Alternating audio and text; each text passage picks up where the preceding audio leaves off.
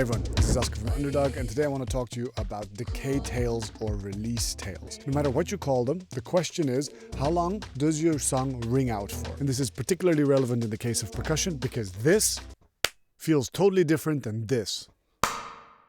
And so my question to you is, do you know exactly how to manage decay tails? Because it is one tool that you absolutely need to get clear in your mind so that you have total control over your sound design or your sound sculpting. Let me show you an example of a drum loop where the decay tails are totally not managed, and then one where the decay tails are managed.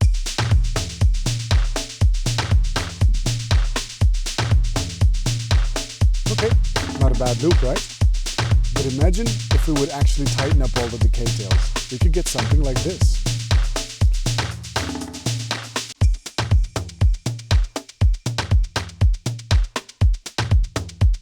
Whoa.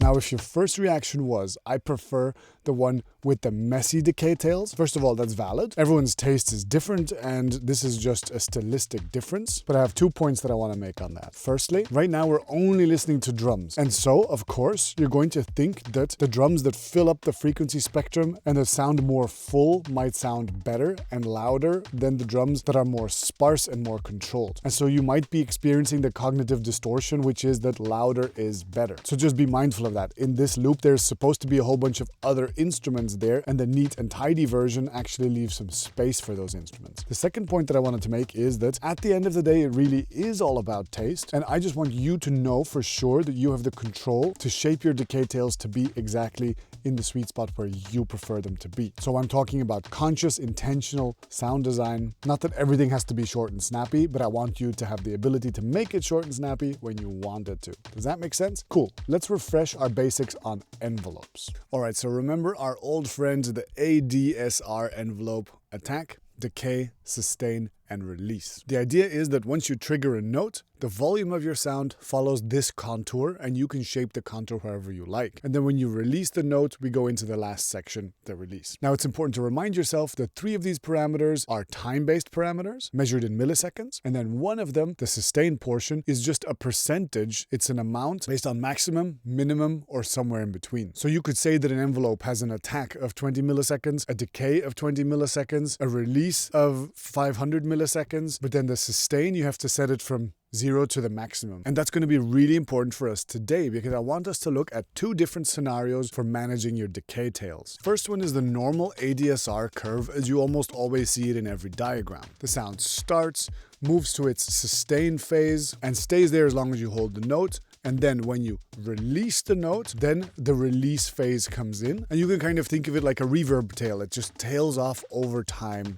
gently. So in this case, you can set a long release time if you like that splashy vibe, or you can set a short release time if you like that the sound stops immediately once the note stops. That's going to give a much more percussive, staccato, rhythmical feel. But then there's scenario number 2, where we set the sustain down to 0. So the envelope just moves from the attack phase straight into the decay phase. And at the end of the decay phase, the volume of our sound is going to be at 0. In this scenario, your release time doesn't really matter. And just to be safe, maybe set it to the maximum because some synthesizers are a bit weird about that. And so you set your sustain down to 0, and then the length of your decay phase tells you how long the sound is going to be. And I know I want it to be like a short, snappy transient. I immediately just drop down the sustain down to 0 and then just dial in the right amount of decay. If I want the sound to have a bit more body, I'll use the first approach where I rely more on the release tail. And so one invisible factor that kind of sits behind this is your MIDI note length. How long are the notes that you are feeding into your percussive sound? I am, by the way, assuming here that you are triggering percussive sounds in something like a sampler or creating percussive sounds in a synthesizer. Because if you're just dropping audio on a timeline, you just use fades to adjust it to the right length. So imagine a scenario where you only draw in really, really short MIDI notes. Well, then you're probably going to want to rely on the release time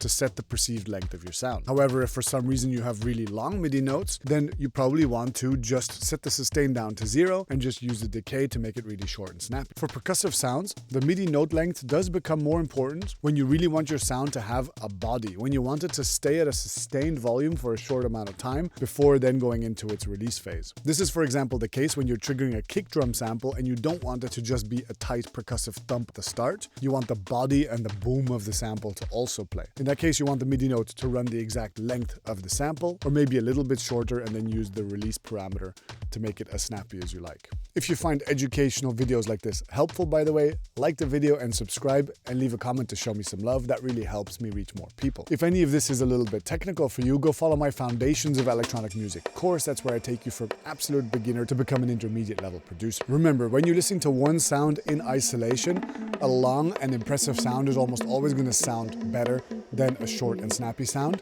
However, in the context of a mix, a short and snappy sound leaves some space for the other elements to breathe as well, and for the whole to be more than the sum of its parts. So consider tidying up your decay tails, stop making such a mess everywhere, come show us on the Discord channel what you did with this, support me on Patreon, and until next time, stay producing, be good to each other, and take care, bye.